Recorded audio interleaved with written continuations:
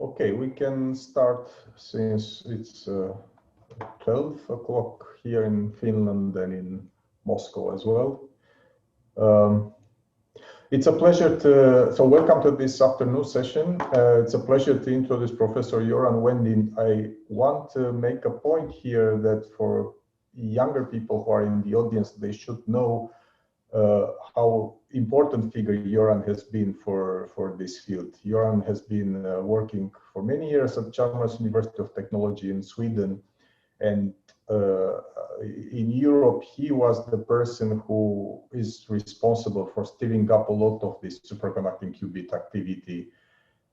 So it's a pleasure to have him here, and I give you the floor, Göran. Thank you very much. Thank you. So the talk is about benchmarking the VQE, variational quantum eigensolver, through high-performance simulation of the ground state energy of prebiotic molecules. And I'm from Chalmers University of Technology, and the image shows a little bit what Chalmers is doing of ours. This is a scene from a carnival that is every year at Chalmers. By the way, I should probably full screen maybe.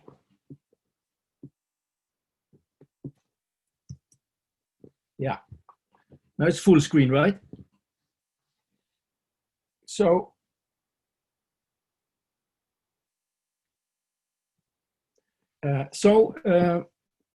at the present time, I'm very much working with the Wallenberg Center for Quantum Technologies, which is a big project in Sweden at the moment, with, as you can see, 150 million euros over 10 years, actually 20 years.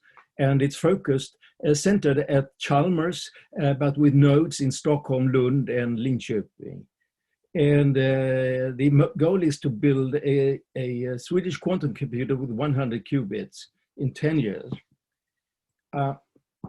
Another project we are involved in is the European flagship project, which is running right now with 10 groups, including Chalmers. And there, the quantum processor with 50 to 100 qubits in 3 years. So the timeline is enormously compact there, as you can see.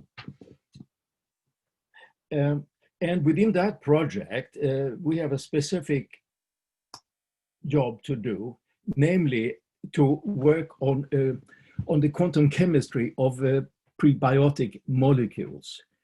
And the basis, the core chemist there is Martin Rahm from the chemistry department at Chalmers. And he is good at prebiotic molecules like hydrogen cyanide and their combinations. But another part of the project is also, of course, water, which is a prebiotic molecule. So there we have, so we're actually going to, the job is to calculate what we can do, benchmark current program software to try to compute elements of these kind of molecules. So, but going back to why do we need quantum computers? Well, it's because we need exponential speed up to be able to solve approximately hard problems with finite resources. I mean, often people talk about solving hard problems, but of course that's nothing you do. You approximate them, you find, you go towards solutions, but if it's a hard problem, you will never really get there. So the original killer application was Shor's algorithm for factorization in 1995, but today the killer application are potential use cases. That's what you call in order to make it useful. So usefulness is the important thing today.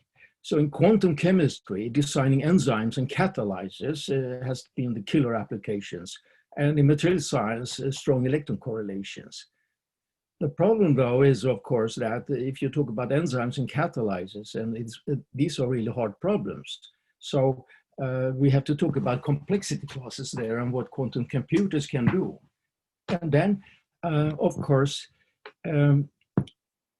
here's the typical picture of the complexity of problems, right? And you have there, you have the in the center, which is easy, the polynomial part, which is easy for quantum, easy for classical computers.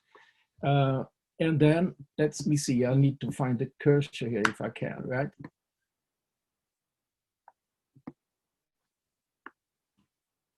Okay, so this is easy for in the polynomial part, P, it's easy for classical computers. But then we go into a BQP. This is difficult for classical computers, but it's sort of easy for quantum computers. But then there is, of course, an area in the end which is hard for quantum computers. This is quantum Merlin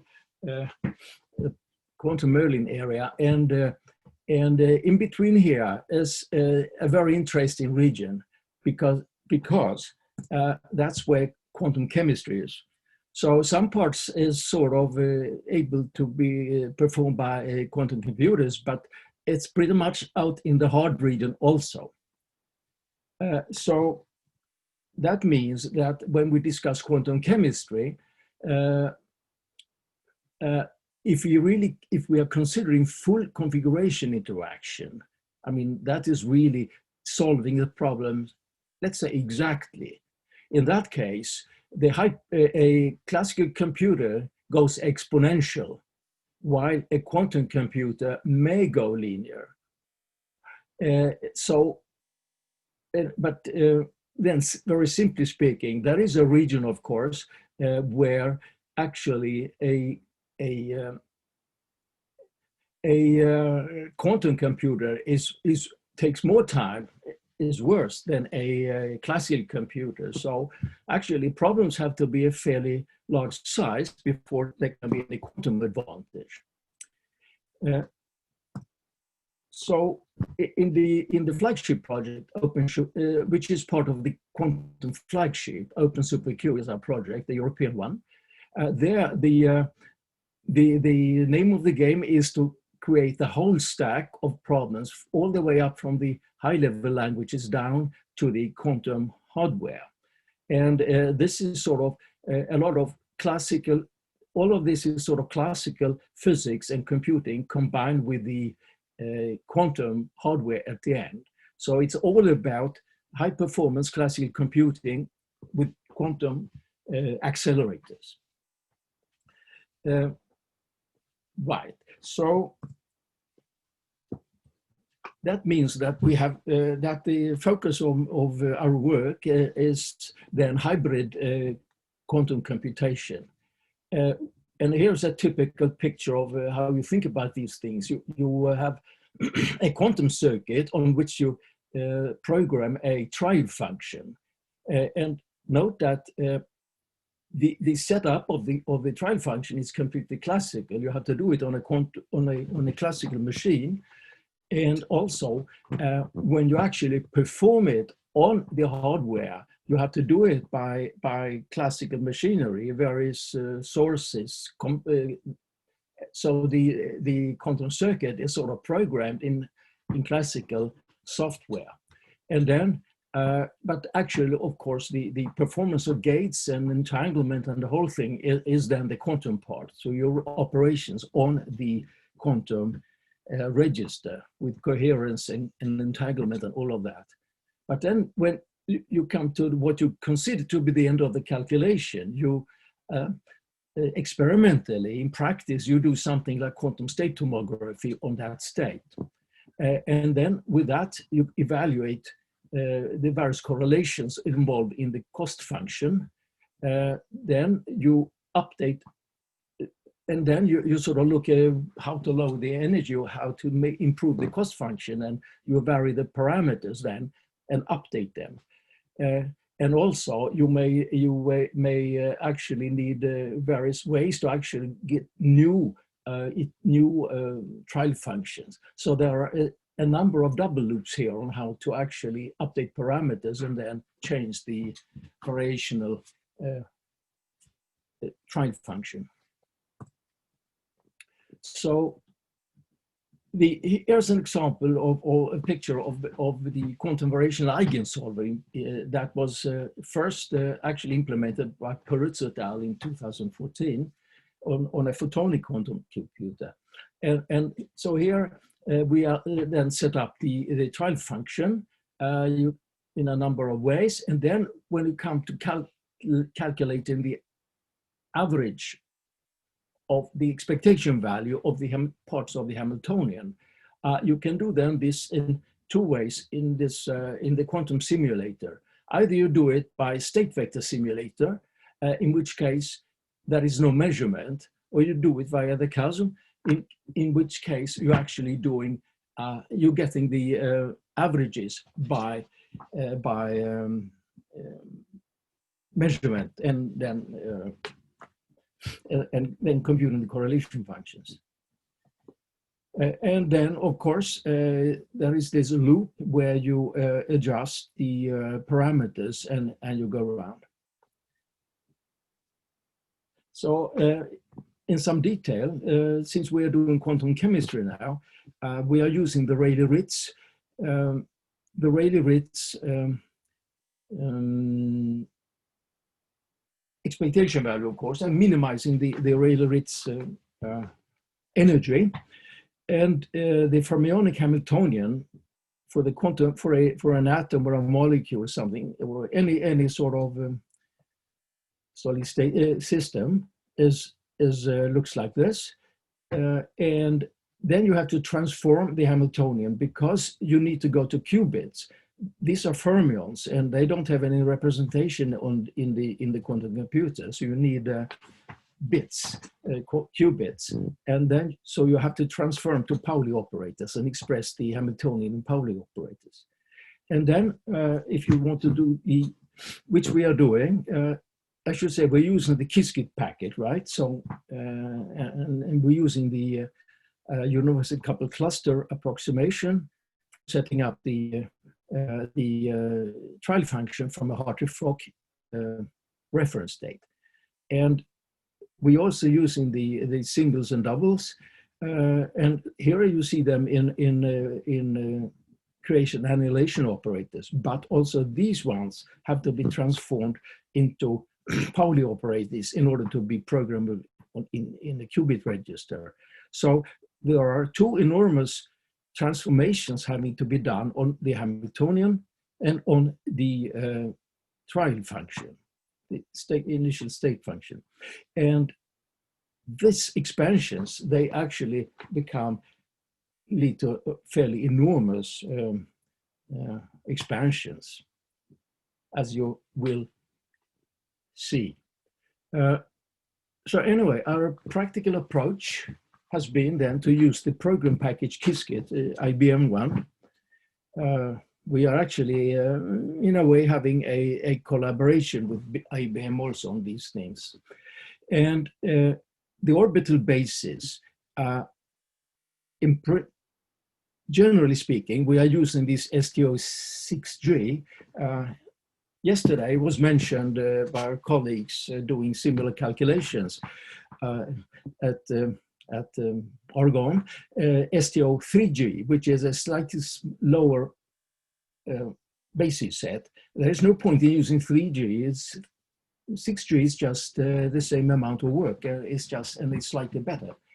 But actually, it's a minimal basis set. So for any sort of chemical accuracy, to be close to that even, you need much better basis sets. So these are expanded basis sets in the Popel, which means that you have various high-level states and diffuse functions and various things. And as you shall see, this expands the Hilbert space and the difficulties enormously. So anyway, initial reference state is Hartree-Fock. Variation ansatz is UCCSD.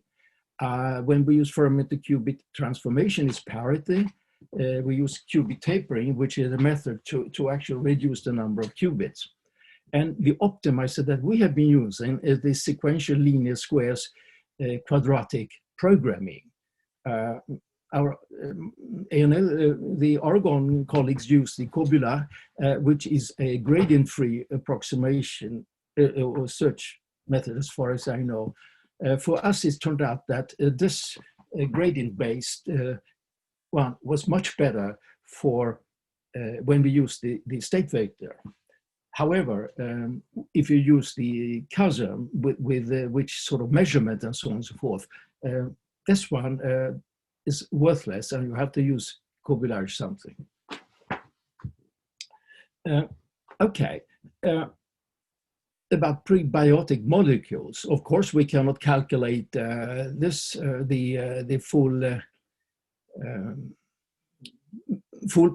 prebiotic two-dimensional molecules like that. So we have taken small pieces of it. The fundamental piece is hydrogen cyanide, HCN, and water. And then we have looked at larger compounds involving those molecules, like HCN with an attached hydrogen, or the CN squared, so to say, or more other types of things that are forming the basics of the prebiotic molecule.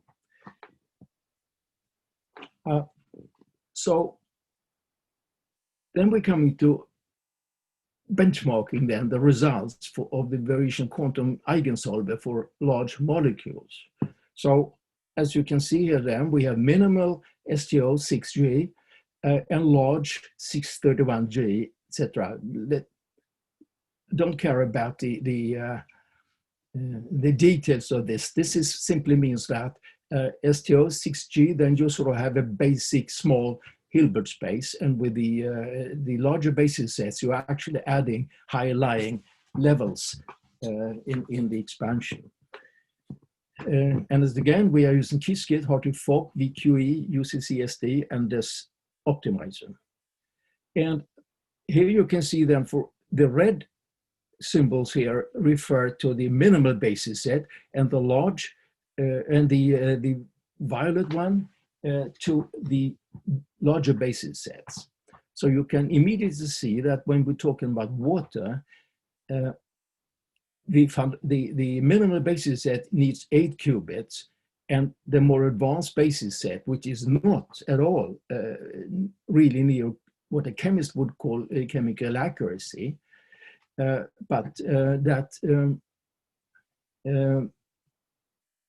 nevertheless, it expands from 8 to 20.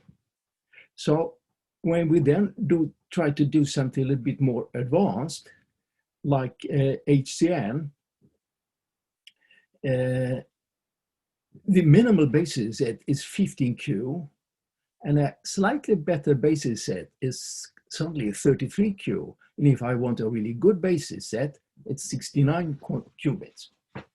And as you can see, these numbers of qubits then tend to be pretty big immediately. But wait until you see the number of parameters that are needed in order to do these things. That will be in the next slide, and we will spend some time on that. Then coming to water clusters, which is because water clusters, yes, I mean, water is a polar. Water is a polar molecule, which means that when in water, water molecules form sort of temporary chains and clusters, and etc. So it's really not an ordinary liquid gas, so to say. You all know about the complications of water. And that's a special thing for biological water, of course, its polarity and how it interacts with all sorts of biomolecules.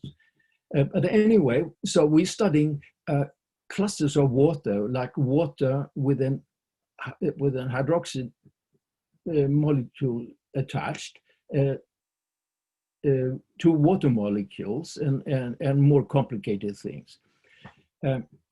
So the point of this is to begin studying a little bit water chains, namely interacting water molecules bonded by hydrogen, where this thing connects the chain, it connects the molecules. And we actually did a molecule of this size, but to polymerize this is impossible for us. And we also looked at isomerization, where you look at different isomers of hydrogen molecule. So the computational complexity of this, or difficulty, is the same, of course. Then we looked at HCN polymerization, small pieces of towards the prebiotic molecule. And then with a minimal basis set, we are already up in 70 to 25 qubits. Then looking at some other core pieces of the prebiotic molecules, NCCN, that's up to 29 qubits with the minimal basis set. And then if we go for larger basis sets with any hope of describing accurate ground state energies for N2, HCN, and this little funny molecule, sort of carbon chain that we can use for as a conductor in molecular electronics, actually, you're right quickly up in from 60 to 100 qubits. And mind you, these molecules are not big. They're actually small from a molecular point of view. And they are also small from a chemistry point of view. A quantum chemist would regard this as rather trivial stuff. So the result I will show you now very soon is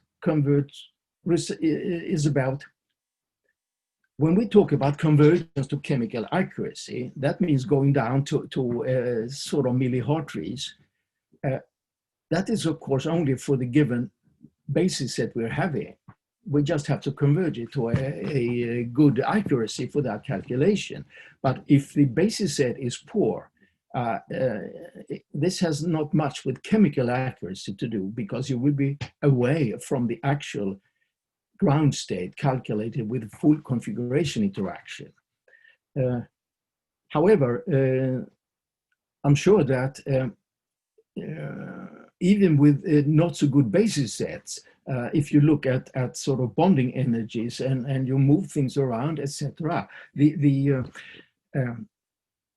important thing is then really the relative accuracy for your own calculation. Then, so you will get shifted bonding curves and stuff like that. But that's things that can be sort of adjusted a little bit, and it will be indicative rather with even fairly poor basis sets, unless you actually try to dissociate molecules and so on. Then you need, of course, to have very good basis sets. But anyway, to sum up some results of this, I'm now going to show you a rather complicated slide, but hopefully, but the point is only to mention a few things in this big slide. So up here, this says STO6G, which means that everything down here that is not mentioned explicitly refers to basis set STO6G. And if we're making better approximations, we're actually showing explicitly what it is.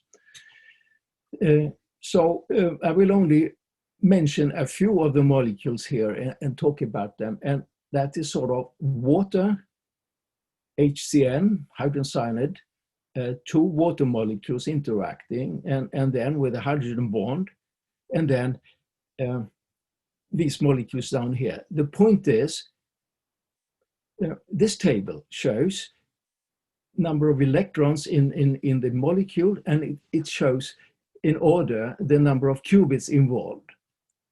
But the possibly more interesting thing is not only the number of qubits. By the way, the red line here is the limit for the kind of machine I'm working with.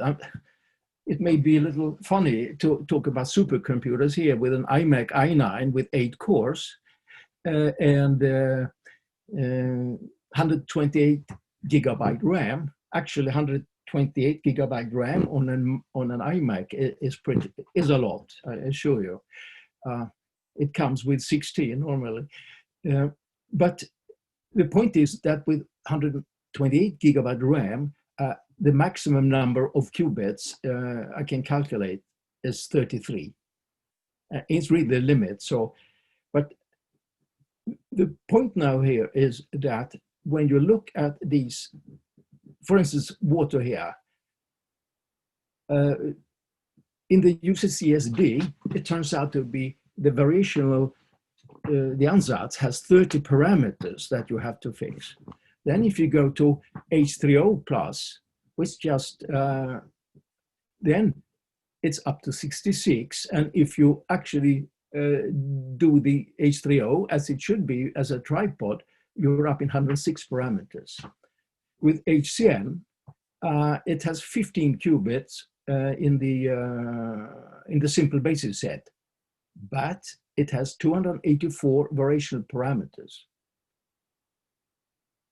And if we want any sort of better approximation, we go down to this basis set, which has more orbitals taken into account. Then you have 33, it's a bigger Hilbert space then. You have 33 qubits, but almost 3,000 variational parameters. So the point here in these type of problems is that it's not only the number of qubits that are increasing, it's the number of variational parameters. And as a result, the number of gates for a calculation of water with 8 qubits and 30 variational parameters needs about 2,300 gates, which is mainly 2 qubit gates. And then out of that, yes, and you have about 4 times as many rotation operators in the ansatz than you have variation parameters. So, and here it means that the time to solution for just one value of the variational parameter is 0.12 seconds. But if you go down to HCN down here, with a good basis set, you have 33 qubits and you have 600,000 gates.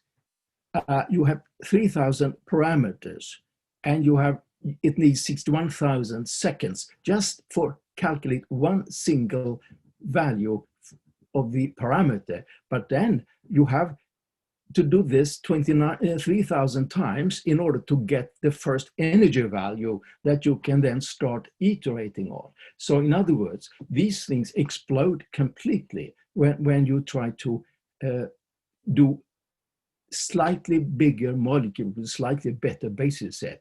So in the end, let me just show you here that if you do HCN with a good basis set, you need 70 qubits and you need 6 million gates and 17,000 parameters. And if you do this little thing, I just did it for kicks, CCC, that's 98 qubits, 50 million gates, and 2,500 parameters. So not even the Summit computer will even be close to being able to do anything with these things. So to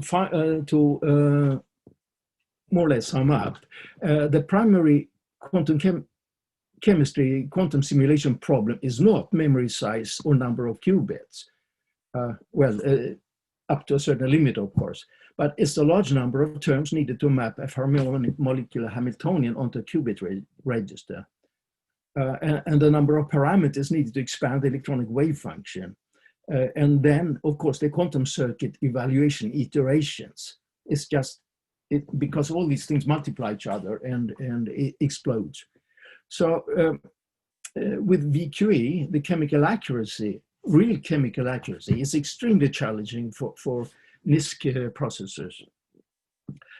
So this is really a big challenge for future to be able to, so I would say that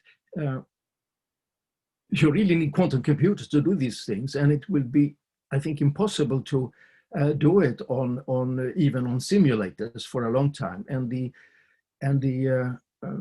main thing a very, very important thing will be actually to try to make adaptive EQEs and find smart ways, maybe with machine learning, to actually find out what the essential correlations are to get most of the accuracy with as little efforts as possible.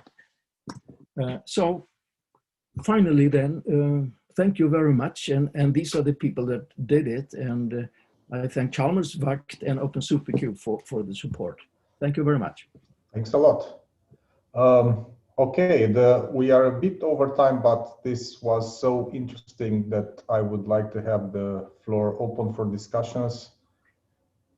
So please, yeah, Fabian is raising a hand, but please unmute yourself. Yeah, I have one question. So isn't biology or biologist processes anyway the wrong way to search? Because we know that they rely heavily on pH value and temperature and stuff like that. So it seems like you need millions of water molecules to kind of get anything realistic in biological processes. Yes, yes, of course, of course. The bottom line is, of course, actually to look at elementary interaction. I mean, small pieces of this, in order to get better estimates of how close interactions are in a molecular dynamics pictures or something like that. Actually, to look at the short-range interactions, etc. It's not a question of trying to model larger systems. And if you go for these possibly nucleus or enzymes and stuff like that, but even that, then you're up in many million gates again. So at the moment, I'm simply working with benchmarking the algorithms to see what is needed, not to solve the biological problems you were mentioning. Okay. I have one thing. It seems to me that the core of the problem is this very inefficient mapping of fermions onto qubits. And indeed, yes. Yeah. So I guess a standard technique would be Jordan-Wigner transform, but it's not the only one. So there's more. Right. We're using the parity, and I mean, we're using what is regarded to be sort of the most efficient at the moment, but that's of course standard. I mean, there are other ideas, but somehow I find there is a bottom line of the kind of correlations you have, the type of correlations you have to explain in the end. And so to figure out what part of Hilbert space are the essential things, and how you can actually adapt and increase the Hilbert space in a systematic way and smart way is not understood yet, I think. But this problem is difficult. Yeah, yeah. Clear, yeah. I think Mikko has a question. I can see his hand raised. Yeah, thanks, Göran, for making that point about the basis. I think it's something that people don't always do. My question is, I think you mentioned at some point that even your kind of the more accurate basis choice, you said that doesn't necessarily give you chemical accuracy, at least in all of the molecules you were referring to. Can you say a few words like how close to chemical accuracy that could be, and how large the basis should be then to actually achieve this 1 millihartry of chemical accuracy from the basis point of view?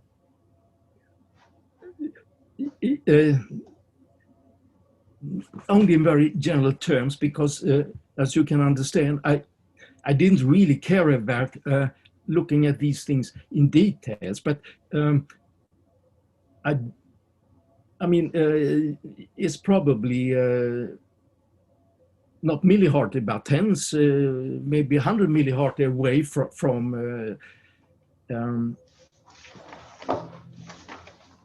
the best things the popular stuff that I showed, maybe that is let's say 10 millihartry away from rather than 1 millihartry.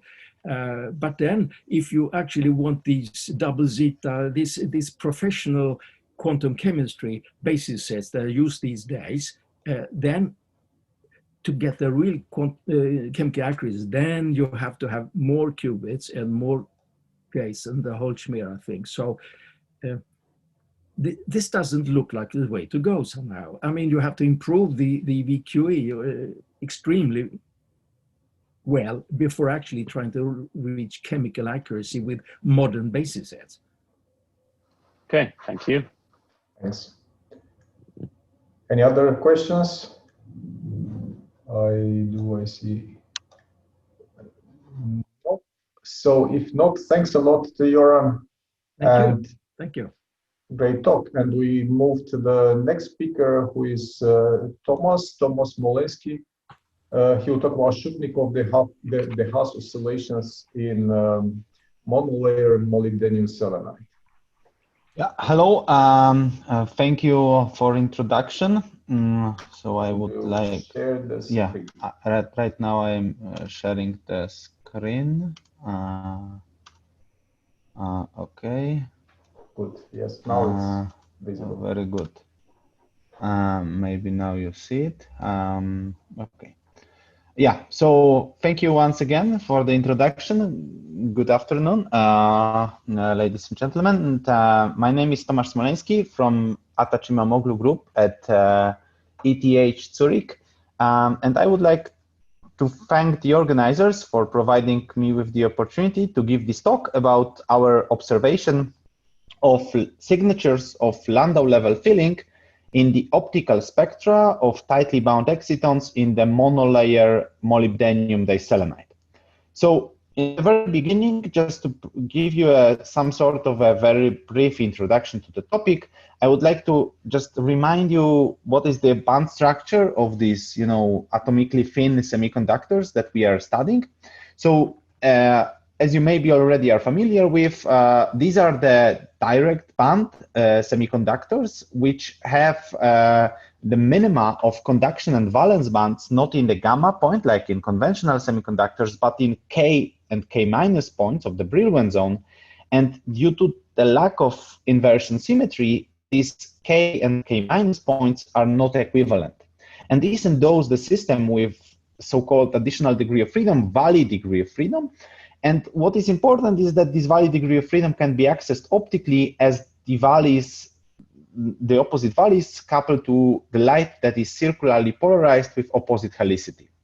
And finally, also due to the strong spin-orbit coupling, the spin is essentially locked to the band. So basically, the spin-orbit is so strong that spin-orbit split bands are split far away, and in the lowest energy bands are kind of spin valley locked bands, as you can see in this picture. And for my particular talk, it is kind of important to understand how these energies of those states are affected after application of magnetic field. And this is actually due to two distinct effects. So first, the valley degeneracy is lifted by the Zeeman effect. And second, also, like in every other semiconductor, under influence of magnetic field, the carrier orbital motion gets quantized, which leads to emergence of equidistant Landau levels that are separated by cyclotron energy. And what's kind of important here is that due to relatively large effective masses, this cyclotron energy is actually quite small. It is typically even smaller than the Zeeman effect. And also, owing to the presence of non-vanishing valley contrasting Berry phase, this leads to a quite peculiar order of these Landau levels in the valence and conduction bands. So in general, those Landau levels are spin and valley polarized, and it was indeed demonstrated in several transport experiments. But from my perspective, it's important how we can probe these Landau levels optically. And to this end, let me first focus on the simplest single particle picture, like without evoking any interactions. And in such a picture, the actual optical transitions that are allowed are those that originate from, Landau level in the valence band and end in the Landau level in the conduction band. And these Landau levels has to have different indices that differ by 1. So we get a ladder of, let's say, equidistant inter-Landau level transitions here in this valley and here in this valley. They are oppositely circularly polarized. But the problem is that such band-to-band transitions are not typically observed in the excitation spectra of such semiconductors, which are instead dominated by excitonic effects. So excitonic binding in these materials is enormous. It's of the order of few hundred of milli-electron volts. And this completely suppresses these band-to-band transitions. So what is the way to access them in that case? So one possible actual way to circumvent this problem is to heavily dope our monolayer with carriers up to densities in which the average distance between carriers becomes comparable with the exciton Bohr radius. And in such a case, these carriers will start to efficiently screen the electron-hole Coulomb attraction, and that way it will suppress the excitonic binding and finally, allow one to observe those transitions, as it was indeed demonstrated like 3 years ago in the group of Kin-Fai Mak for tungsten diselenide monolayer at sufficiently high doping and at sufficiently strong magnetic fields. But in my actual talk, I am going to focus on a fundamentally different regime in which we have really diluted system of carriers in the monolayer. And in such a case, the exciton remains really tightly bound and may be actually regarded as a robust bosonic impurity that is interacting in a Fermi sea of carriers.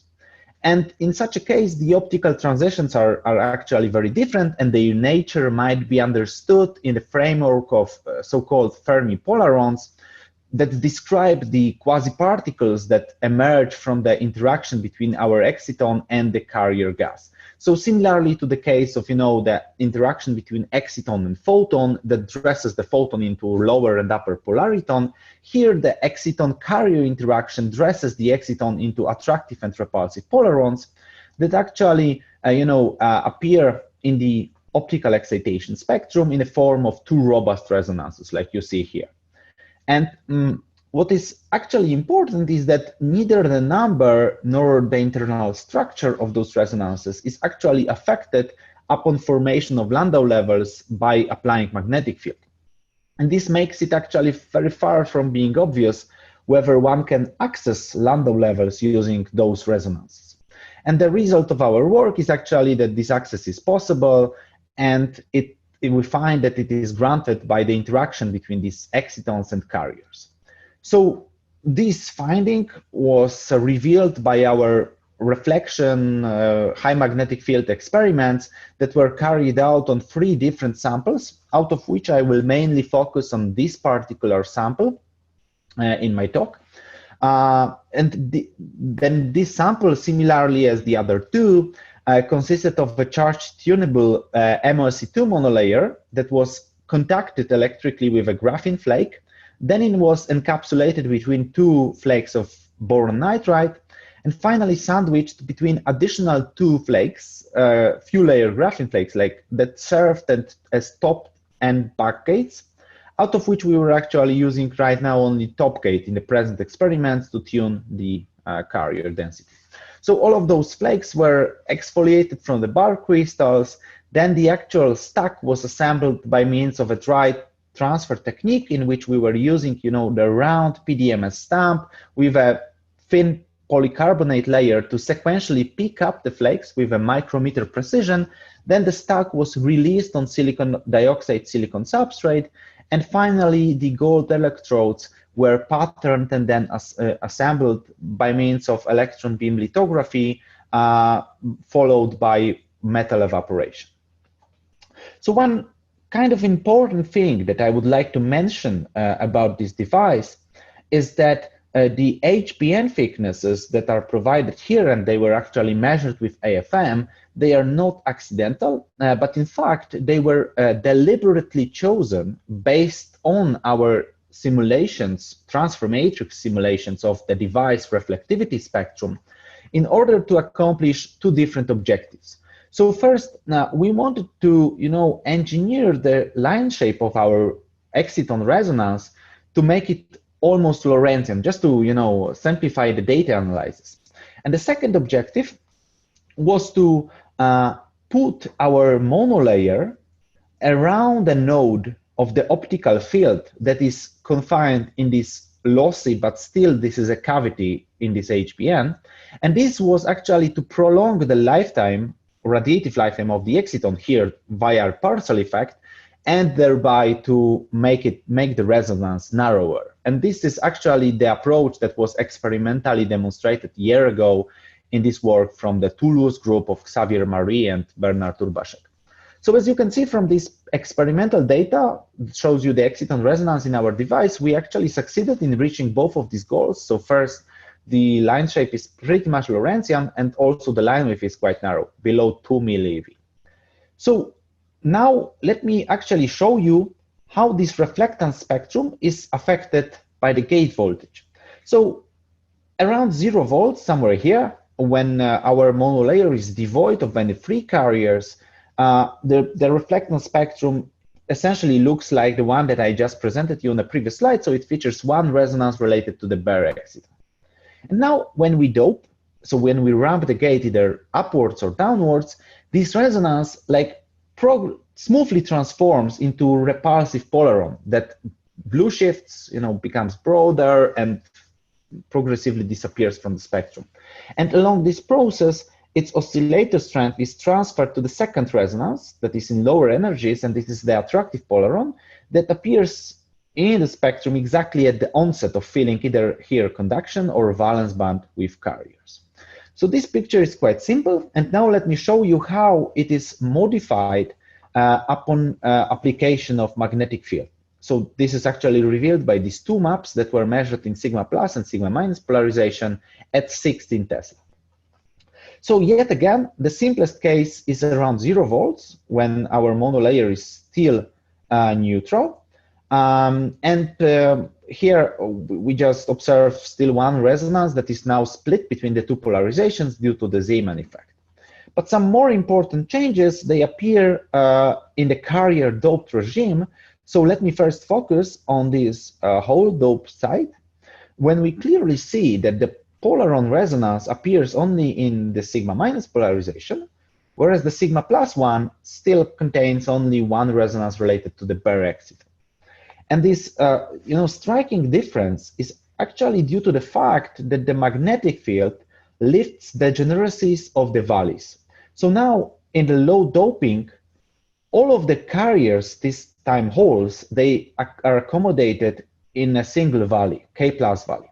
And another important fact that here in this system, the polaron dressing can occur only if the carriers and the exciton are in opposite values. So this means that in our particular case, only the K minus exciton can be dressed into a polaron, which just explains why we see it only in sigma minus polarization. And exactly similar situation occurs here in the electron dope side. However, here the polaron appears in the second polarization, namely sigma plus, which is essentially due to different sign of the electron G factor, which then leads to a reversed order of the Zeeman split bands. And finally, one can also say, one should really go beyond this valley polarized regime and start to dope carriers in the second valley also. Well, it indeed happens here at electron side above about 10 volts, where we start to see also polaron in this polarization. And kind of interesting side effect or side result of this data is the actual number of electrons that can be accommodated in this valley polarized regime is quite significant. So on the electron side is about 1 times 10 to the 12, whereas on the hole side it is even larger than the actual number of, larger than the number of carriers that we can experimentally put in our device, which is about 3 times 10 to the 12. And these numbers can acquire,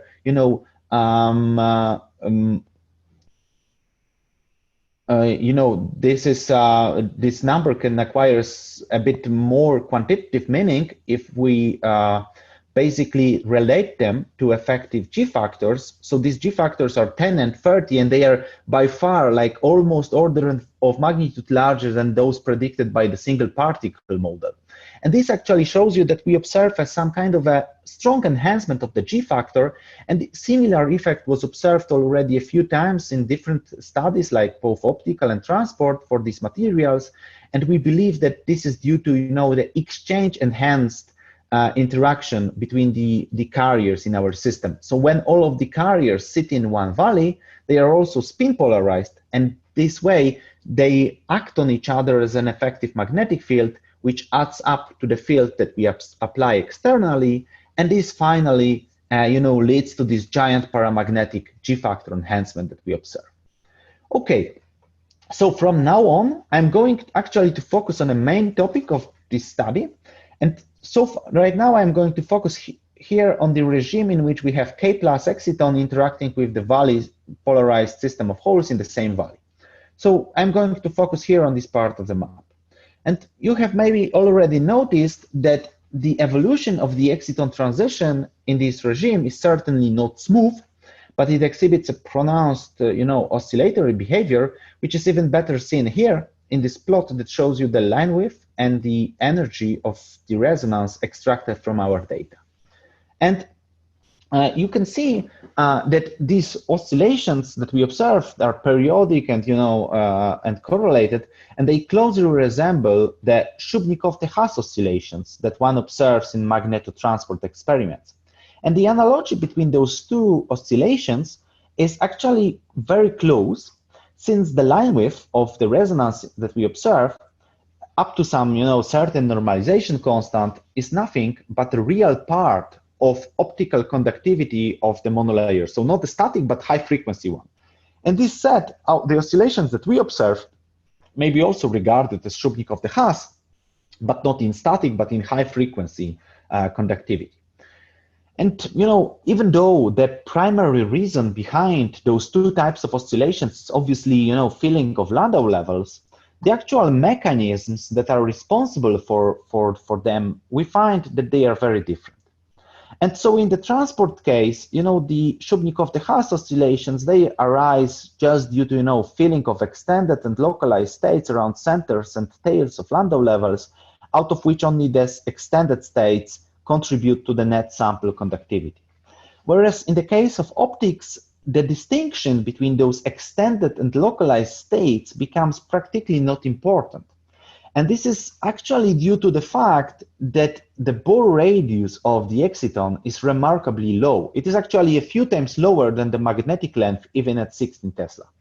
And this magnetic length in turn sets the limit for the localization length of this localized state. So in this regard, from the tightly bound exciton perspective, these states, both extended and localized, they look as if they would have been extended. And in this sense, they contribute to a very similar extent to the superposition state that is occupied by the exciton, which actually means that it's unlikely that phase space filling of those states would lead to any oscillations in optical spectra. So there has to be, in this sense, other mechanism that is responsible for the effect that we observe, and we identify it as being due to the interaction between our exciton and the system of carriers.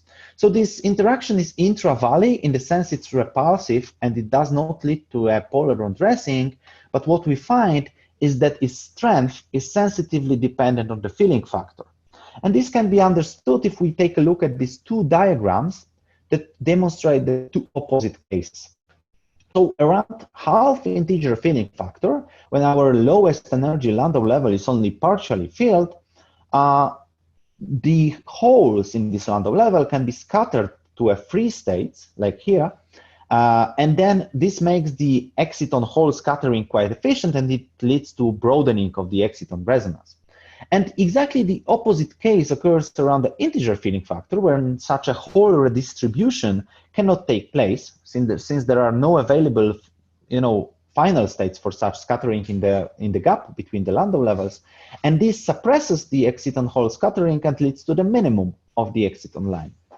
And this kind of reasoning is fully corroborated by our theoretical modeling of the reflectance spectra of our device that not only capture the periodic narrowing of the line width, but also they predict the slope of the exciton energy dependence to exhibit a kind of cusp-like change around the density, voltage at which the line width takes a minimal value, which is precisely what we observe in the experiment.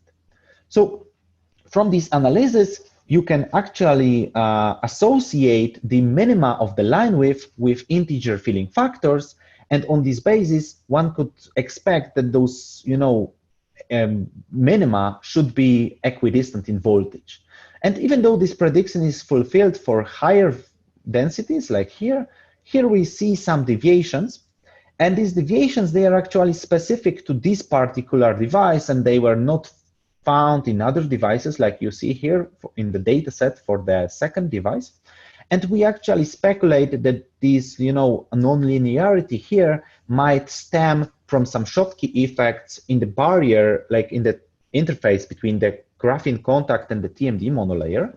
And I will abstract from those deviations in the further and focus here on this only on this linear response regime. And in this regime, one could expect that the voltage gap between the line with minima, like this thing here, should scale linearly with the magnetic field, like simply like the number of states in the Landau level.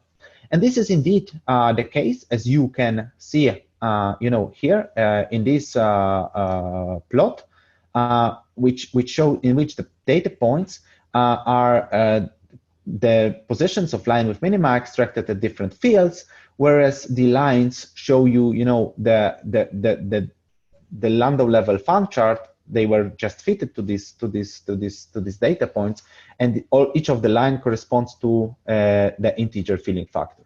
And all of these lines, they have only two fitting parameters, like the voltage that corresponds to their common origin that defines the charging neutrality of our device. And also the second parameter is this alpha that controls the slopes of these dependencies, and it's actually nothing but the gate voltage change that is needed, to fill a Landau level in a unit magnetic field. And this value, we can relate it to a number of states in a Landau level if we model our device as a parallel plate capacitor, the capacitance of which is actually defined by the electric constant and thickness of HBN that separates the gate from the molyselenide. And both of these quantities we know, and this allows us to finally determine the degeneracy of the Landau level, which for all studied devices, it has been found to be equal to 1 within the experimental uncertainty, which is actually what we expect for the Landau level that is fully spin and valley polarized, like we have in our experimental case. So finally, in the final part of my talk, I would like to mention about two additional effects that are revealed by our data. And first of them is the fact that so far I have been focusing only on the K+ exciton, but one can also expect to see the signatures of Landau levels for the second exciton, namely the K-1, which is dressed into a polaron. And well, as you can see here in these blue curves, we indeed see such signatures also in this case, but they are barely visible for the line width, and they actually appear only in the energy dependence of the polaron and have the same form of this kind of cusp-like changes. But even those signatures, they tend to disappear for higher doping densities. And even though we do not understand the reason behind this vanishing tendency of these signatures, it is actually the fact that we observe those signatures for the polaron is by itself very important. And it is due to the fact that in K- value, we don't have any carriers. So the K- exciton is not affected by the phase space filling in our investigated regime, unlike the case of the K+ exciton. Then this means that all of the signatures that we observe for the polaron, so in these blue curves, they have to emerge solely from the interactions. And this, stands out as yet another confirmation of the primary role played by those interactions in the investigated effects. And the final observation that I would like to point out here is, so you see the asymmetry between the electron and holocytes. So as I already mentioned, the Landau level signatures are very pronounced on the holocyte, but on the electron dope side, they are barely visible if present at all. And even though we were able to observe them for one of the study devices like this one, as you can see here, these signatures for the electrons, they were always weaker than for the holes. And this is kind of very surprising, since according to DFT calculations, we should have a perfect whole electron symmetry in these materials. I mean, the effective masses of both carriers should be very similar, which should, you know, mean that the structure of the Landau levels should be very similar. And in this regard, we speculate that the, you know, presence of this striking asymmetry between electron and holes in our data may be due to the larger broadening of electron Landau levels, originating, for example, from the difference in mobilities of the two types of carriers. But it may also very well be that, in contrast to DFT calculations, the actual effective masses of both carriers are different, with the electron one, you know, being larger. And if in such a case, you know, in this case, spacing between the electron Landau levels would be smaller, and then this would also make it more difficult to see the signatures of Landau level filling. And this conjecture about the difference in carrier effective masses is actually supported by the recent transport experiments from, you know, either Emanuel Tutuc or Klaus Enslin groups, which both show that the effective mass of the electron is by a factor of 1.5 to 2 larger than the one predicted by DFT, in contrast to the case of a hole, where, you know, the ARPES measurements demonstrated the very good agreement between the the effective mass predicted by DFT and the one that is found in experiment. So this was the last thing that I would like to present, and this brings me to the conclusion. So I've shown you that the interaction between, you know, tightly bound exciton and a valley polarized gas of holes in an atomically thin semiconductor leads to a direct signatures of Landau level filling in the optical spectra that have a form of oscillations of either line width or energy of the excitonic resonances. And these observations that I pointed out, they constitute the first step, you know, towards further investigation of strongly correlated phenomena at integer or maybe even fractional filling factors in these, you know, transition metal decalcogenide monolayers. So with this, I would like to thank you for your attention. Thanks a lot. That's very good. Very impressive results. Yeah. Okay. Are there any questions? I'm actually quite impressed by what you showed about the use of the Purcell effect to reduce the width of that line. So is it really the case that you have this boron nitride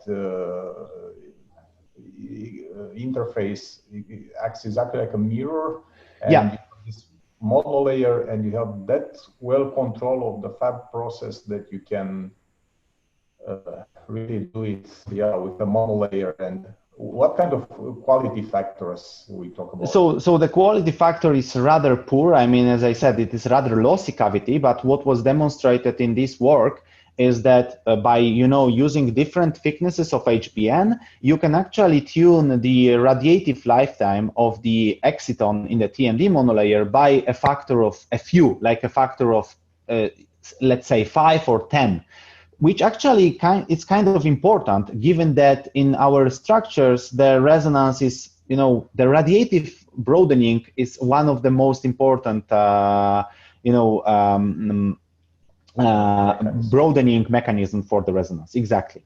And so in terms of how feasible it is, how easy it is to fabricate this device, actually it is not that difficult, you know, because we exfoliate first those HBN flakes, and we just look for them. So we first, you know, look at their color, and then if the color matches, we actually measure AFM, and we exfoliate, you know, by trial and error method until we find the HBN flake that fits our needs. Say we want the HBN flake that is 80 nanometer, we just exfoliate for a day in order to find, you know, the flake of proper thickness. And this is all that we need, because when we find the two flakes of the proper thickness, that we already, you know, we establish what kind of thicknesses we want from the simulations, and this way we then, you know, assemble this heterostructure only from those flakes.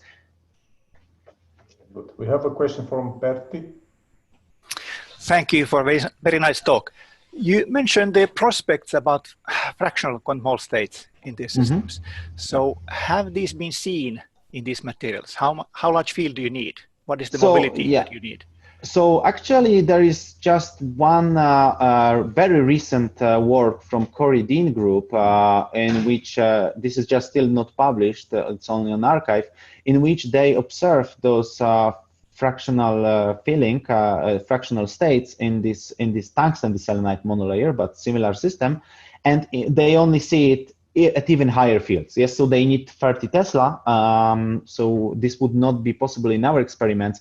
And this is a kind of transport measurement, but also not a direct transport experiments. Like they do not measure the conductivity, but they rather measure the compressibility of the whole state. Like this is a kind of conductance measurement rather. But still, I mean, this is very challenging in these materials to reach this regime, because the mobility is not that high as in gallium arsenide.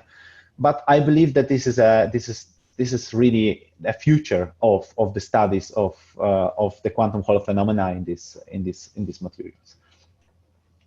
Can I ask a short question? Yeah. Thomas, is your work connected to, I know sort of the Atashi Mamnou's work on semiconductor quantum optics for information technology and so on. Is this work totally fundamental, or is it directed towards, let's say, device technology for communication, for instance? No. In like this particular work, I would rather say that is, this is a kind of fundamental research. It is not rather related to any direct application, or at least I don't see, any direct correlation to future applications. Maybe. Yep. Thank you. Another thing in this giant G that you observed, is it possible that also the mass plays a role, not just, I mean, it's a collective effect, so could it be also a contribution from the collective mass of? Like you would then say that there may be an effective mass renormalization at low densities. Yeah, well, this may be also it. So that's why I said that just this is a kind of speculation. One thing is what we see here, for example, in this regime, we can actually count the number of Landau levels that fit in this valley polarized regime. Yes, because it's not only that we measure the splitting by the by knowing the density, we can calculate what is the G factor, but we also can calculate how many Landau levels fit in here. And in this way, we can say how much the Zeeman's splitting is larger than the cyclotron energy. And this way, we can also say that, well, the Zeeman shift is something that is strongly enhanced. So there is no doubt that the effective G factor is enhanced, but what is the direct mechanism behind this? Well, this may be, there may be different ways. But for sure, I mean, it's rather likely that this exchange-induced enhancement should play, if not the dominant, that some role, yeah. Okay. Okay, are there more questions? If not, I guess it's my turn. Okay, so I share the screen.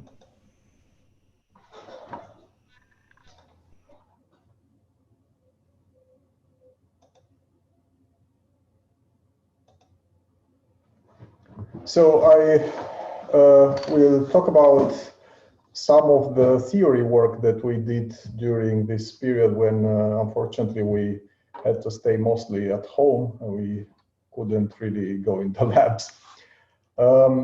This is related, though, to experimental work that was done by us related to the superadiabatic processes in three-level systems. So I will talk about the following issues. I will talk about adiabatic and superadiabatic processes. Then I will introduce the Majorana representation, talk a bit about spin coherence states, angular momentum, 2-qubit representation, and then discuss the Stirrup and sus-Stirrup I will show how pure states can be represented in the Majorana picture and also mixed states.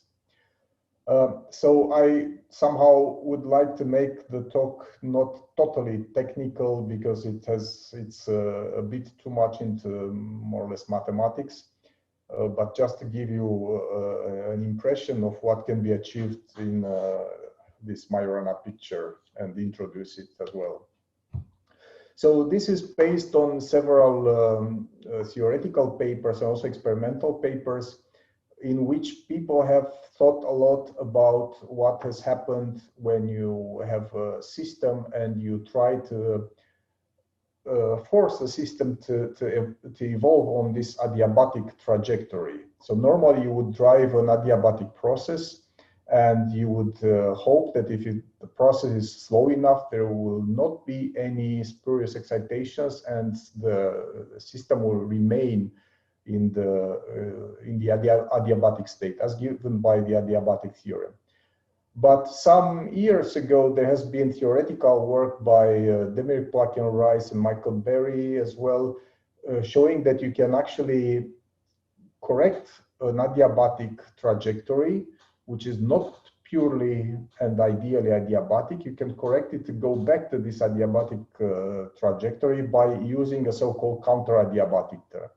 And this has been realized experimentally, for instance, in these papers, which are listed here from our group.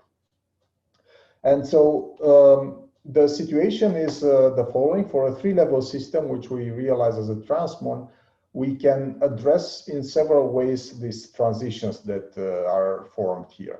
So you see that if we apply a omega 0, 1 pulse and the omega 1, 2 pulse, we can excite the transitions from 0 to 1 and from 1 to 2, right? And what we do in these transitions is that we do a so-called Stirrup Protocol. It's Stirrup stands for stimulated Raman adiabatic passage. And so these two pulses have a peculiar shape. In fact, we took them Gaussians like this, but there are other kind of shapes that we could use. But most importantly is the sequence which is used. It's called the counterintuitive sequence, meaning that you start first with addressing the 1 to 2 transition with this pulse here. So you start to drive this transition, and only after some time you put this 0-1 transition. And surprisingly, this transfers population from 0 to 2, just like that. It comes from the analysis of the dark states that are formed in this system. And it turns out that if this process of these two pulses is slow enough, the dark state will follow the adiabatic state, which turns out to be transferring population essentially from the state 0 to the state 2. Yeah, so in this system, what else we can do is that we can apply a 2-photon pulse, like this one here, which is in red. So it's detuned from the level 1, and it transfers population from, it couples essentially levels 0 and 2. And this is shown in this, with this red color here as a pulse. It's somehow in between, as you can see, these two pulses that are applied here. At the end, we use a measurement pulse that allows us to map the state of the system, so we can see the population on all these three levels. A lot of interesting things about this type of system, which is called the loop driving or a delta driving. You see that it kind of makes a loop here, and there's some kind of quantity which you can introduce, a phase, which is defined by the sum of the phases of all these fields that you put here, the phi omega, phi 01 and phi 12 and phi 20 are the phases of these three fields. And by controlling this phase, which turns out to be gauge invariant, you can do a lot of interesting things about your systems. So just from tuning this phase, you can have, for instance, analogs of the Aharonov bomb effect. And very interesting things. It's essentially a synthetic gauge that you can introduce in this system. And this can be mapped to spin systems, and there's a lot of physics related to Dzielozinski-Moria interaction, which is realized. But in this work, we thought about realizing this counteradiabatic field with this transition. And it has been known how to shape this pulse here and what is the phase that we have to put here in order to realize exactly the counteradiabatic field. So again, what this counteradiabatic field is doing is essentially it corrects for all the non-adiabatic excitations that a fast stirrup would inevitably have. And so this is important to understand also theoretically, because it's quite a paradigmatic case of quantum engineering, where instead of you are given a Hamiltonian typically in quantum physics, and you are supposed to solve the Schrödinger equation, then find the wave function. While here we have exactly the opposite case. You are given the wave function that you want to follow, and the question is how to find the Hamiltonian that does exactly that by exactly solving the Schrödinger equation. So these are experimental results. So indeed, you see what you see here is that if we just do the stirrup experiment, then you will get lower population on the state 2. So we get something like 0.8 with stirrup. But then if you put this superadiabatic version, you get to a much higher value. And this is pretty much what is expected, and it's very good. It can be thought in some way of as a way of either accelerating the stirrup or getting higher fidelities where a stirrup is not really supposed to work very well. So experimentally, it works very well. But then we have asked the question, we have been thinking about how to represent this process in a geometrical, intuitive way. Because you see, none of these things that I showed you are really very intuitive after all. And we realized that in quantum information, this block sphere is a very useful representation. And for three-level systems, we don't quite have something similar that is widely used and that has some kind of proven usefulness. So to do this thing, we looked back into the work of Ettore Majorana already in 1932, in which he actually did that. It was not the main goal of that work, but this representation is somehow implicitly contained there. But to understand how it works, this is one possible derivation of this representation. So we start with a state psi in general for any kind of multi-level system, or for these are angular momentum states Jm. We start in this kind of superposition. And what you do is we introduce a spin coherent state, which is defined like this here. So we take the maximum vector of the angular momentum Jj, and we rotate it with respect to the with this rotation here, with two angles phi and theta. It can be written also in this way. And what we end up is with the maximum angular momentum spin along this direction n. And then what we try to do is ask ourselves what happens if we project the state psi on the state j minus n. So the opposite, it's nice to look at the opposite direction here. And what happens is that there is this factor that comes in front, which is not so interesting, but then there is something which is formed here with proper notations, can be regarded as a polynomial. So it's really a polynomial as a function of these complex variables, zeta, psi, whatever it's called, which is tangent of theta over 2 eta I phi. And this polynomial looks like this. It's a polynomial from 0 to 2j with coefficients AR, and these coefficients AR are related to the coefficient C here by this relation. So this is what essentially you can find in Majorana's paper, but not in this form. Actually, in Majorana's paper, if you look back, It's very interesting. There's just this little paragraph about what we call today Majorana representation. And so he starts also with a state like you have seen in my previous slide, psi as an expansion, superposition of all these states, and introduces this roots of this equation. This equation is exactly the Majorana polynomial, and the roots of the equation is what we will be also interested in. You know that this formula that is written here is exactly what we found in the previous slide, and this notation is again the same. It's funny that he says here that we can verify without difficulty that this representation, this geometrical representation, doesn't depend on the system of coordinates. But actually, it's not clear what he did, how he arrived at this representation. At least not totally clear to me, but probably it's some results from group theory and some results of Wigner have been used by him. In any case, he doesn't explicitly mention this spin coherence state that I used in the previous slide. So it's a very interesting thing to look back in this papers and try to understand a bit what might have happened historically in this derivation. In any case, what is very interesting is that you can take any state and represent it in this as a polynomial.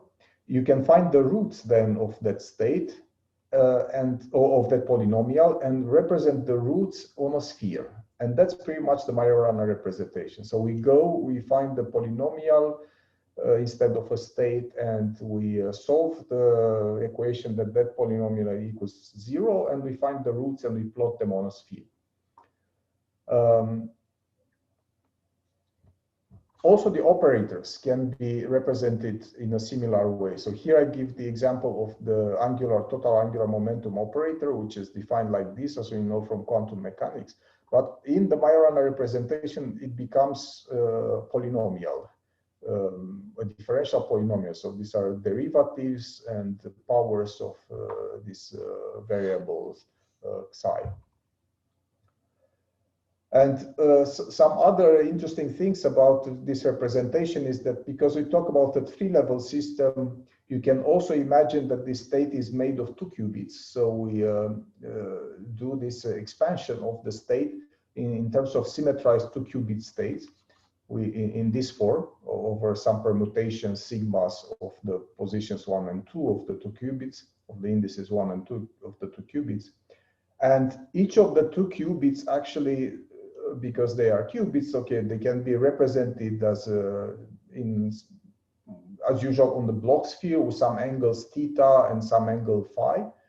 And it turns out that you can convince yourself that exactly these angles theta and these angles phi, they represent the solutions of the Majorana polynomial equation. So these are exactly exactly those roots of the polynomial that I talked before. So they will look like this. There will be 2 points, S1 and S2, which are on some sphere. We can call it Majorana sphere or the S1 sphere or Bloch sphere.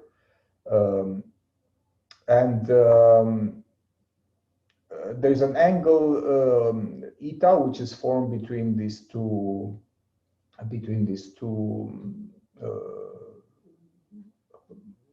vectors, yeah. And then we can also calculate some interesting quantities which have a geometrical representation here. For instance, the concurrence, which is between these 2 qubits, which is a quantity that measures the entanglement, is given by this expression here. So it depends on this angle eta. So this angle eta indicates the concurrence. Also, if you trace one of these qubits here, you end up with a density matrix, which is of this form. And this parameter R, which parameterizes the density matrix, the standard parameterization, is again given by has a geometrical meaning as the sum of these 2 vectors here, S1 and S2, and renormalized with some angle. And also, since we talk about angular momentum, also angular momentum has a representation. So the average of the angular momentum is this R that we discussed before. And also the average of the angular momentum is, again, the sum of these vectors renormalized by a certain factor here. So it all comes quite nicely. Everything is most, or the major quantities and observables can be represented very nicely on some sphere, and we can have geometric meaning attached to all kinds of interesting quantities such as concurrence or angular momentum. Okay, so to see how this works in practice for the for stirrup and the superadiabatic stirrup, we just have to solve the corresponding equations, which is very simple actually to do because the Majorana polynomial will be second order polynomial. So there will be two solutions for our systems. There will be 2 points, and we have just to be careful of what process we are considering and plot things in time domain. And this is what exactly what is done here. So for the stirrup process, in the very ideal case, if I may say so, where nothing, no imperfections, and it goes for a long enough time and so on, we find this type of plots where we can transfer population, as you see here, from the ground state to the second excited state. And the dark state which we follow is this one, cosine of theta 0 minus sine of theta 2, where tangent of theta is the ratio between these two quantities, which are time domain, I mean the independent time. And so things look like this then. We start at the North Pole here, and we go back to the South Pole. Both of these arrows, they will rotate in this direction and in this direction, and the angle between them will correspondingly change from 0 to 2 pi.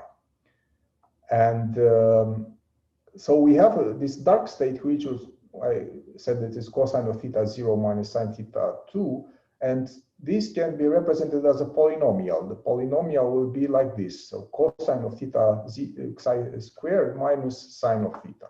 It's quite nice. It's a second order polynomial with easy to find solutions.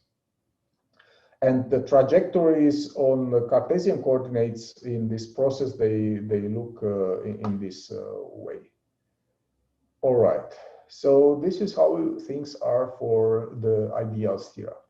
Only that in the experiments, we are not quite doing the ideal stirrups, and to illustrate this, we have plotted a number of, let's say, non-ideal, more related to real life and experiments, and try to understand what happens in this case. And you see here, what we plot typically is that, so one solution of the Majorana equation is plotted with red, the other one with blue, and the angular momentum is plotted with this black. All these pictures, it goes like this. So these two solutions are the real S1 and S2 that we obtain from solving the roots of the Majorana polynomial, and this guy is the angular momentum, average of the angular momentum. And you see that in the case of, so we took these processes one by one, and we tried to understand what can we learn from them. So in the case of stirrup, we have this type of thing. You see that they don't perfectly come to the bottom of the sphere. They should come to the bottom of the sphere if this process were perfect. And here we plotted the probability of occupation of state 1, population in state 1, and also the angular momentum in the y direction. And they look like this. So yeah, the population ideally the population is P1 should be 0, but it's not quite 0. It's some kind of fractional value here. And yeah, we can also plot the infidelity, which is defined by this, to see how different is the state from the state that we ideally should get. and the angular momentum here. And also in the case that I mentioned before, the way in which we realize this 0 to 2 transition is by a 2-photon pulse with some detuning delta. And this also is not a perfect process, so things in general, if you don't do anything, will not go to the bottom of the sphere. And we try to understand also this process, what happens when you have different detunings here. Here are three different values. And here's angular momentum plotted as the state evolves from the initial time to the final time. So you see that different values of the detuning will produce different residual populations. It's not so bad, it's quite small populations of a few percent, but it's nice to understand this process and to figure out why things happen like this. And we actually understand very well what are the limitations of this 2-photon pulse. Because, for instance, we can see that there is an AC Stark shift which is induced by these 2-photon processes, and we can keep it like this and see what happens. And you have seen what happens. The process is not so perfect, but also it can be corrected by introducing some time-dependent phases in the system, and you see that things get significantly better here. So with correction, we can get much higher values of populations and fidelity. Also, this distance on the sphere, which is that angle eta that I have introduced, is improving significantly if you introduce the correction. Okay, so how things go, like you can see, this is a inverted picture. We start in the south pole of the sphere, but it's exactly the same thing. We start from here and things get transferred and we end up at the other pole of the sphere. So that's pretty much the process, how it happens. And we can write also the polynomials corresponding to these Hamiltonians that I introduced before. So this is the Stirrup Hamiltonian that you can see here. It looks like a polynomial now with some differentials. And this is the counterdiabatic term that we have introduced, and it has this form. So everything in this Majorana picture is represented as polynomial, and you can also derive the conditions of the counterdiabatic pulse, which refer to this the shape of this omega 02 in time. You can really derive them just from polynomials by analyzing the Schrödinger equation. The Schrödinger equation also can be written as a polynomial equation, and you can analyze it and find the correct expression from this omega 02, which is quite a nice thing to do, because it's an alternative formulation, if you want, of or alternative derivation of the counterdiabatic term. Okay, so things look like this. We start from here, and as the initial state, or from the lower part of the sphere, from the south pole, and things evolve and they end up on the opposite side of the sphere.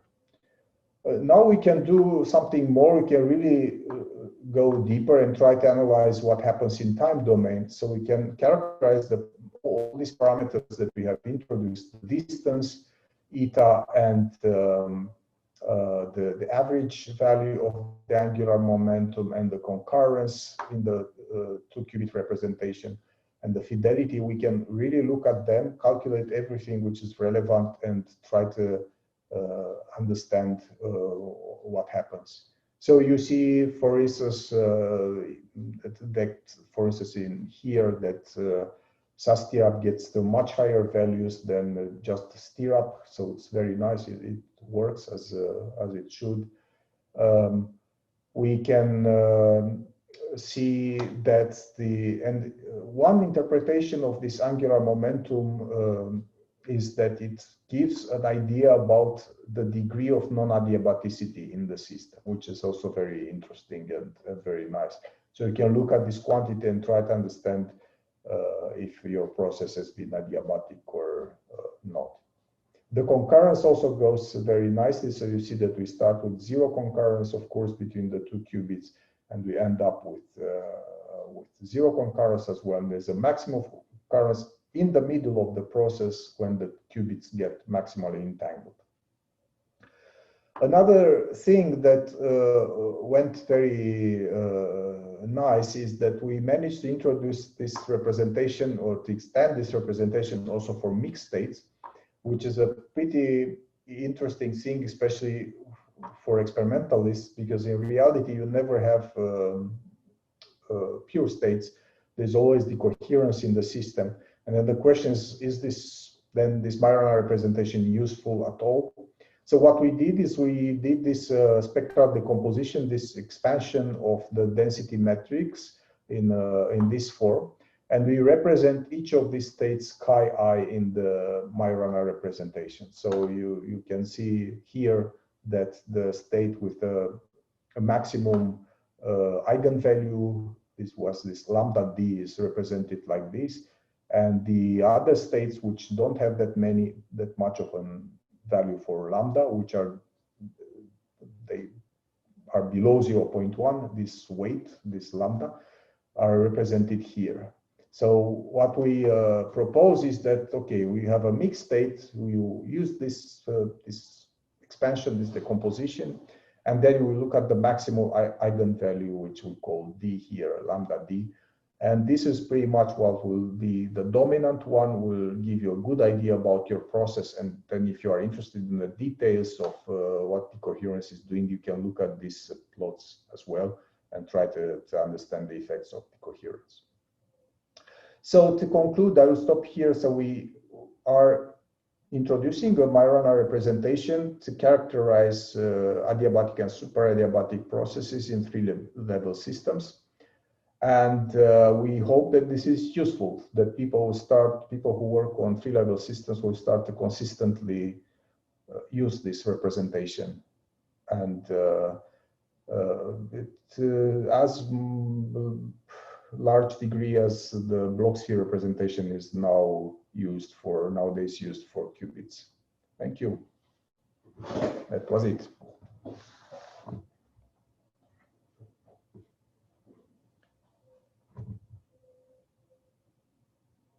If there are questions or comments I can answer.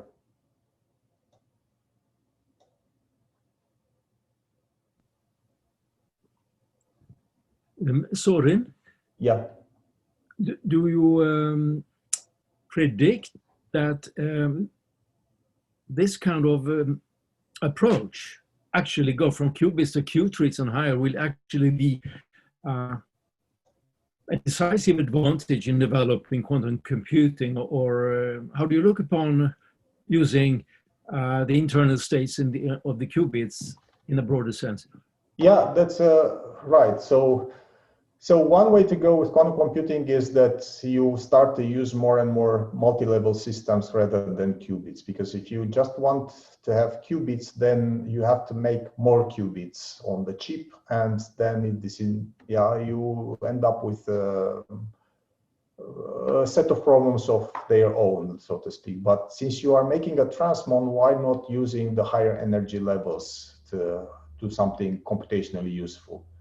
And that's quite, that's some, in some sense it's a way of optimizing and squeezing more Hilbert space from the same physical qubit. Yeah, I mean, this is clear and has been clear for quite some time, of course, for those who know, but what about architecture and so on? Have you seen any development in this direction in practice? In practice, not really, no. I think not so much even in theory. I mean, there should be solid theoretical proposals on how to do quantum computation with qtrits. This has been done to some extent, and then solid designs on how to implement things in practice and so on. Okay, we'll see, given time. Yeah, but it's right. It's definitely, I mean, yeah, since you have the qubit, if you have the transmon, why not use the higher energy states? Of course, the problem is that they are not so coherent as the lower two ones. The higher you go in energy, the worse they get. But that's how it is. Yeah. Okay, we'll see what happens when everybody runs into the wall ahead. Yes, exactly, yes. Right.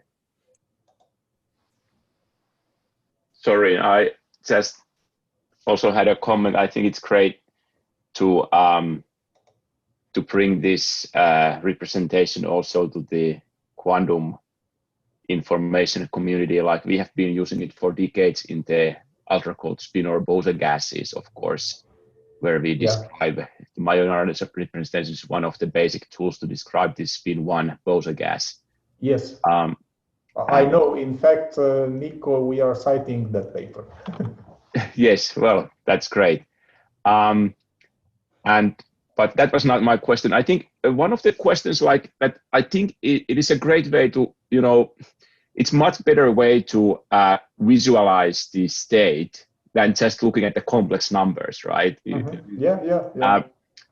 And now I can see the superadiabatic sort of spirals like this. But I kind of, maybe what I missed is that, do we still gain better understanding to the superadiabatic dynamics? Like, what is it that makes the superadiabatic dynamics much better? Like, is it easy to see from there, or is this still work in progress like that? Now you visualize the thing, but to really understand, what makes it better? Yeah, I think what you can understand from this type of representation is what is the role of the imperfections that you have in the experiment.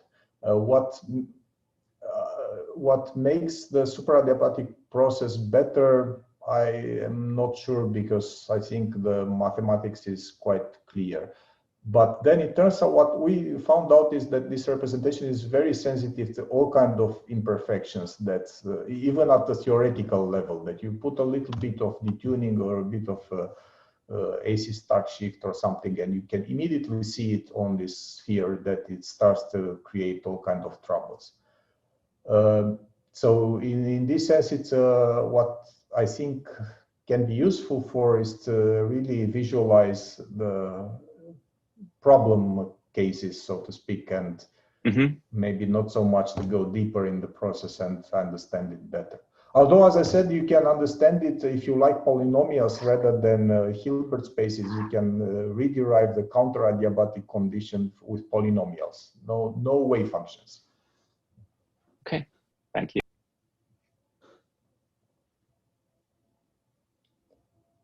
Okay, thanks.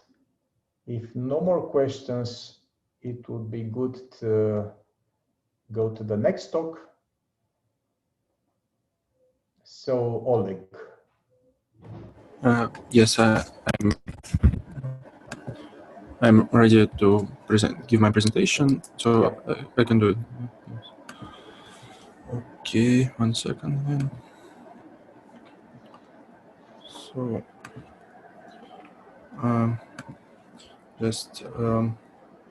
So, hello everyone. I'm Oleg. I'm undergraduate student at MIT, and I'm going to give a very brief talk on the work I'm doing under the supervision of Vladimir Ivanovich Manько. So, first I'm going to remind everyone how to go from the problem for a qubit written in terms of a Hamiltonian and an evolution operator to probability representation of such a problem.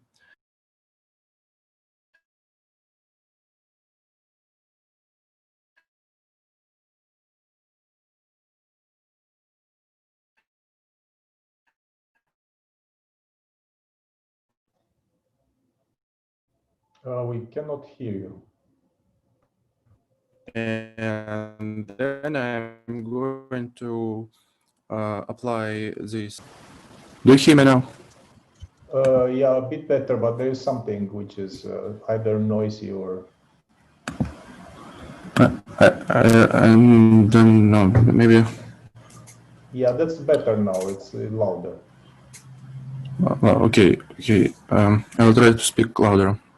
So I was saying that I'm going to apply this probability representation to a couple of known cases of qubit evolution in magnetic field. And why am I going to do that? Well, because I think that having some visual information on how certain probabilities behave may give a better intuition in general on the processes of evolution of qubit in magnetic field. So let's start. First of all, we'll consider this simple.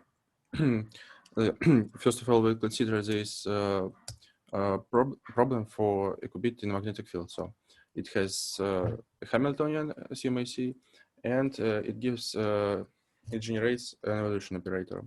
And they're connected via the equations 3. So in the introduction, I am showing how to go from this evolution operator to density matrix, and then to represent probability vector. The definition of probability vector you can see here. And you can also see that what is done here is a bijection between density matrix and probability vector.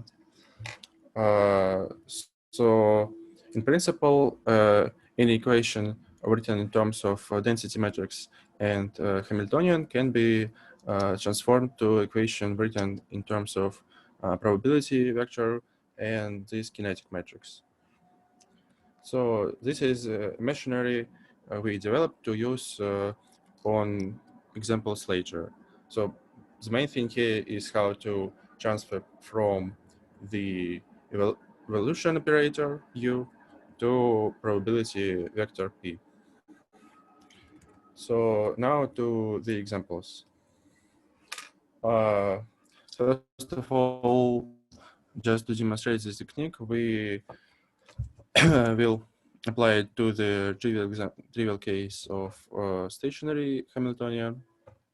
And you can see that we recover the frequency, the classical frequency of oscillation for probabilities in probability vector. And then going to less trivial examples from the paper by Messina and Nakazata. They show that if you define Hamiltonian by equations 14 and 15, then you can derive the formulas 16 and 17 for evolution operator. And well, we will take a particular case of the general relation, and what this case generally is just it's very close to Rabi oscillations, but with some sort of kick in the beginning. So you see, if you substitute the parameters we chose here for phi and omega, you will get these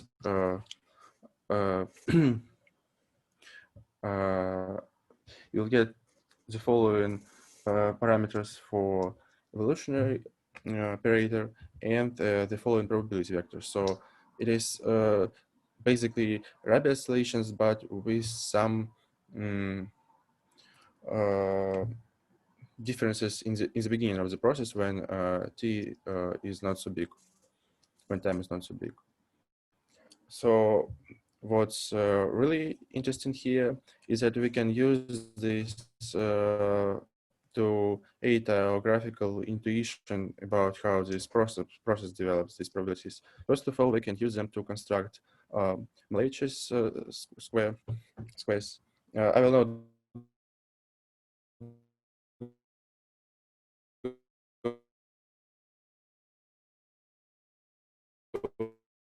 go into detail how to construct them. All the things you can do is to study the entropies, the different entropies of this probability vector. First of all, of course, Shannon entropy. And you can see it has some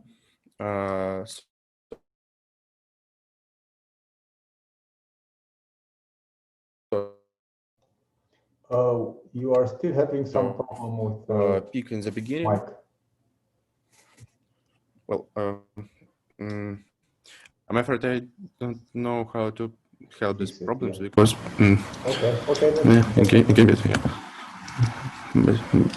it just yes okay. So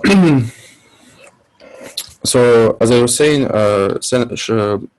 plotting the entropies is another bit of information that you may get from this probability representation. Then you can also plot Thales entropies and again gain some visual intuition about the behavior of the spin. Again, some irregularity in the beginning and then regular periodic behavior as for the Rabi case. And well, there is also a second example. Also, we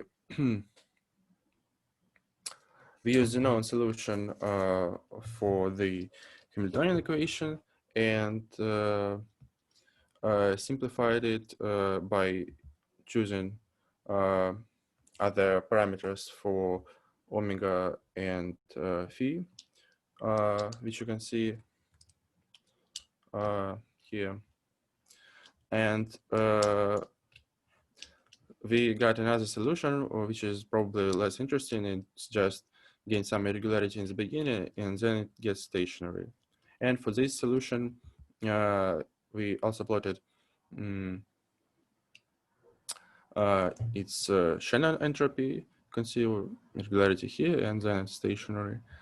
And also Thales entropies for different parameters Q.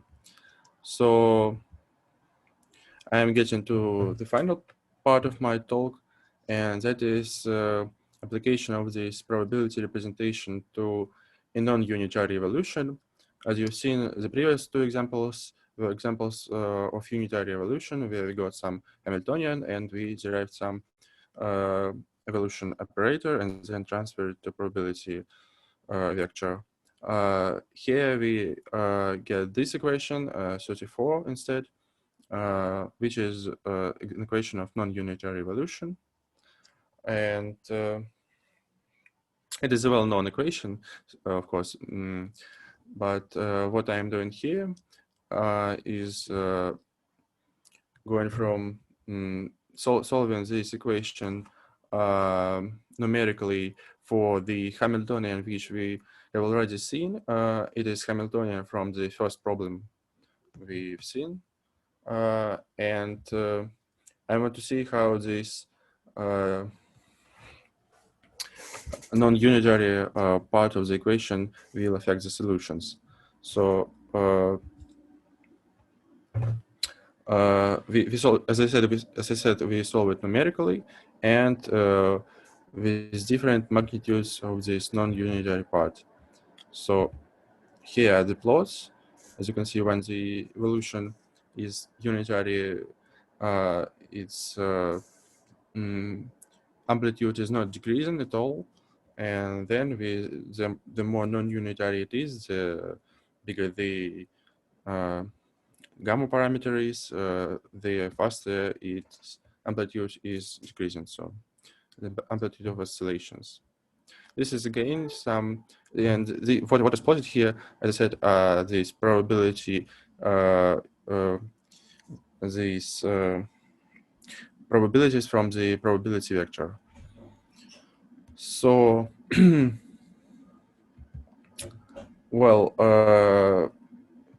as you can see, this probability representation, which was introduced early on, may be useful to gain some nice visual information to aid maybe theoretical thinking about the evolution of spins. So that's the end of my talk. Okay, thanks. Very good. If you have questions, you are welcome to ask them. Okay, if no questions, then I stop sharing my screen. Yes. Well, are there any questions? I don't see anybody right now. Okay, then they're going to lunch now, yes. Yes. Okay, very good. So then we stop here and lunchtime, and we come back at 4, and we have 2 more hours. Okay, good. Thank you. Thanks to everybody in this session.